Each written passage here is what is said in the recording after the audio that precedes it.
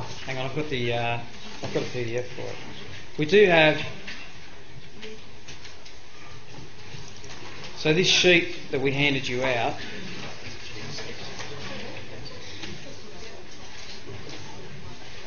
Pardon? Yep, I can.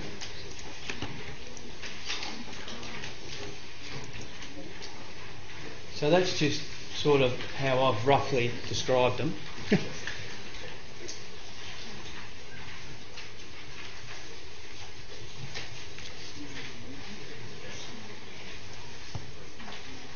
session is also recorded and will be on YouTube.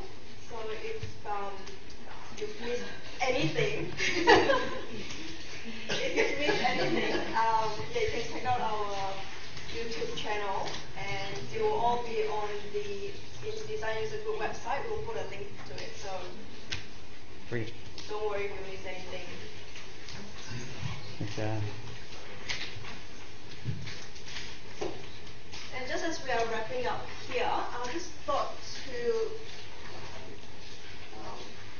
touch on this. We've handed out the feedback form. Anyone should have gotten one of these forms when you registered downstairs. Just need you to fill it up because we will have a prize giveaway to it in about.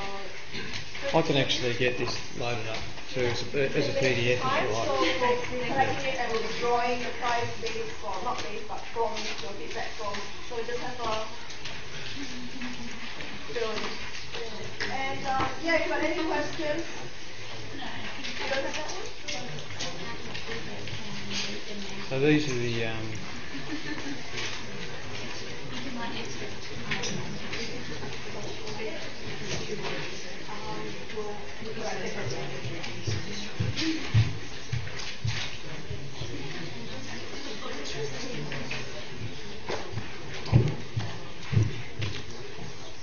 any of these sort of tools here, we're quite happy to share them. Just things that we've built, our planners have built over time. For creating creep, black percentage and saturation. Proportion calculators are quite easily, it's just basic math. But a spine calculator, you can actually enter your stop width, and you can work out what spine you should be putting in. Quite often, one that we had today was we got a 160-page document, had a 5mm spine in it because it was a burst-bound book, and it should have been 7.5. So those sort of things again do slow us down. So all this information that you can have, these are for your stop, your weight calculator and things like that. So we're more than happy to just share all these things.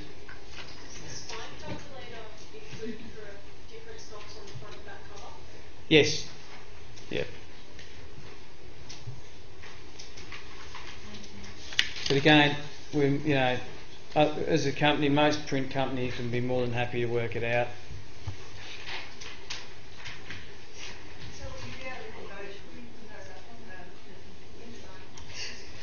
So yeah. We can share this one? Yeah. What do you think, Nick? We can. Yeah. No. Maybe. Oh, yeah, no, you can. I just sometimes they can be marginally out on the weight. That's all. Print calculators are all right. I think at the end of the day, it's probably best to speak to your printer, have an open conversation with them, and just clarify. Can we have a quick snippet of that? Not sure.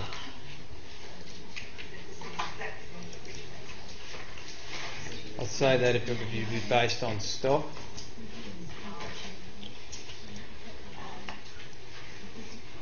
That's not very complicated at all.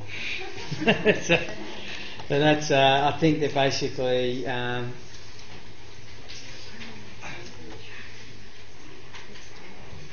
I think that's actually a letter from me to a client just explaining how to use the tooling in Acrobat. But I'm sure we can come up with an idea, probably just a sliding scale of stocks and total ink would be the actual way to do it. Most stock manufacturers will tell you how much ink you can actually put down, but we can certainly put out an Excel sliding rule that does something.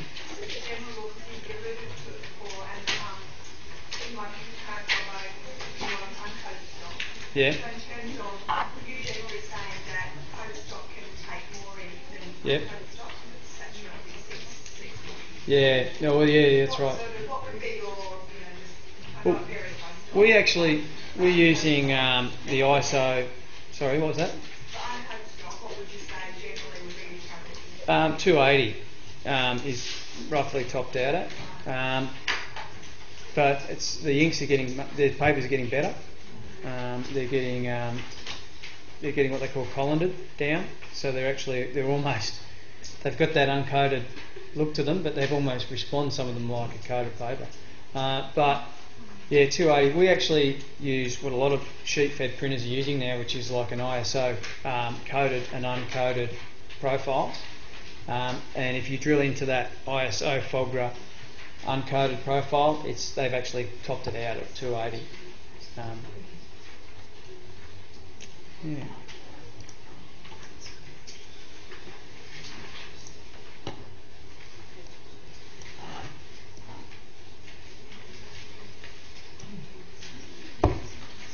Anyone else? Yep. You mentioned the profiles there. As far as Fogra 29 or swap coded, do you have a preference for different stocks of stamps? Yeah. Well, I use the Fogra one in Photoshop, the ISO coded Fogra 29 one in Photoshop, and generally find that that's working quite well. That's what I proof to. The actual the destination profile that I proof to. So yeah, we'd actually swap coded. I guess probably see that more so in not sheet fed but in web now. Yeah. So it's more for your junk mail and your sort of targets and all that sort of thing. But yeah, it's all been very. There's been a huge move in Europe at the moment, especially based in Germany, to standardise a lot of offset printing at the moment, which has been a great thing for us throughout the industry, so that we can all now agree on the standard, and hopefully soon it'll be like every other ISO standard, it'll be government audited. So, get rid of the cowboys.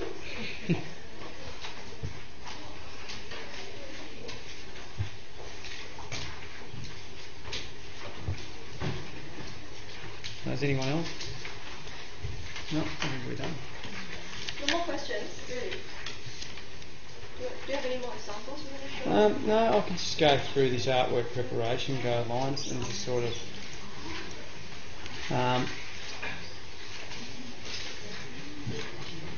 this was actually generated by a very aggro designer.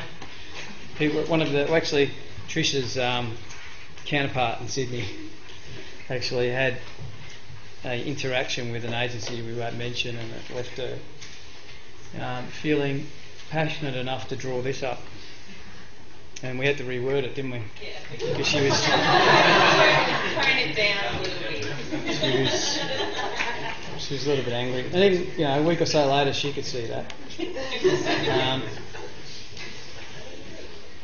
So basically, what she's setting out to say is that we're a quality printer, and that's what we market ourselves as. So you can see that our clients, the GSKs or these sort of books, the sort of printing that we aim for is quite a quality print. So she's trying to just set out a lot of the parameters there that I've talked upon tonight. Preferred formats. She's obviously getting a lot of stuff coming in. I'm sure you guys too as well. You're designing, you're trying to throw together a page, and the only thing someone can give you is a Word document or something like that. So that's frustrating for everybody. Again, she's touching on the CMYK 300 DPI issue, 320 total ink, which is things that we have problems with. All your logos being supplied correctly, fonts, bleeds are mentioned again, all the spot varnishes. You can see these things are just repetitive as far as the way we go through the industry, just trying to get all this stuff in line. And what we've tried to do from a colour point of view, if anyone was interested, we're trying to standardise our colour all the way back to the digital photography. So we've got that master RGB workflow image that can go anywhere, can do anything, can go to an uncoated stock, can go to a banner, can go down to an A4 sheet, can go on any different stocks. You keep that because that's if you're doing a campaign and you've got something that's going on the side of a bus and it's going on an A4 leaflet, you've got that major RGB image that can go anywhere. What we try to educate all the way up as far as uncoated stocks and coated stocks, and we've done some great work with uncoated stuff for Sports Girl and people like that we've actually managed to get that nice raw eco feel out of a job, but not actually sacrifice any of the contrast in the job. So what we try to get through to people when they're doing the colour retouching and when they're converting it is sometimes less on an uncoated stock or an environmentally friendly stock is actually better, because if you try to put too much colour into it, it's going to actually super saturate it and bog in, and your grayscale is going to cave in at that end and actually push it down. So we try to say stick to that 280 and work within it so that you get more out of it. So we're trying to educate people right from the very beginning to stay within the parameters that are going to come off the end of the press. So we don't end up with a client at the press doing a press okay going, oh God, I just didn't think it was going to look that dark. I didn't think it was going to. So from the very beginning we're trying to put our proofs on uncoated stock and our proofs on coated stock and try and get them to now look as similar. So the emphasis is on when you get your proof back from your printer, take a good look at it, because that's going to be the end. Ultimately, we try to get away from these press approvals that we're doing all the time, because you don't want to come out to Truganina and and tread through the mud. And so the proof is 95 to 98, 100% to what you're going to get. And we're endeavouring to do that. We're shifting into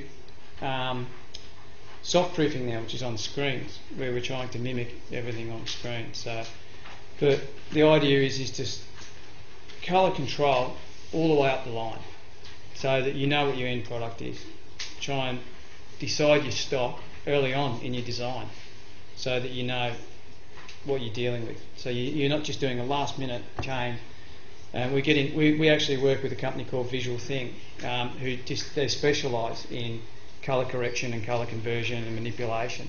And together with them and our information about the stock, we've been able to actually just absolutely own this uncoated thing and get this raw environmental feel out there. It's been a great way. So we'd be more than happy to work with anyone that wants to do that. That's something we've won an award for doing, and we're quite proud of what we've done there. So that's sort of in the colour matching area there. And I think we've touched on different ways that you can you receive your files and all that.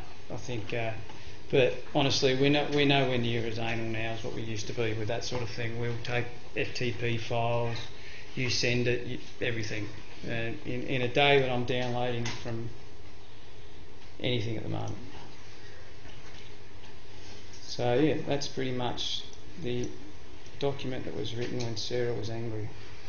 You were talking before about adding the varnish. Is that something that you do your end or we do our end? That what, sorry? The varnish onto the actual job? Yeah, we try to get it from your end because we don't really know where it's going to go. That's another thing that does sort of, it's a bit of post-planning, I think, when it comes to our point, especially like this job here. If you have a look at this walking with the dinosaurs, it's actually got what we call a drip-off all the way through it. And it's got like we actually run it with an overall gloss, and then we actually map back. So you can see that there's actually quite a difference between the pics and the background there. Now, whether or not we chose those little pics or the back pics, or again, it really is, it falls into the design domain. And we're more than happy to show people examples of gloss and matte finishing, and even UV as well, just to sort of say, how do you reckon that'd feel? Unfortunately, we can't proof it. That'd be next, I hope, because it would be great to be able to proof and varnish. All we can say is that this is how it appeared on this job, and we know for a fact that it's going to appear that on the other job. So yeah, we do it, but reluctantly.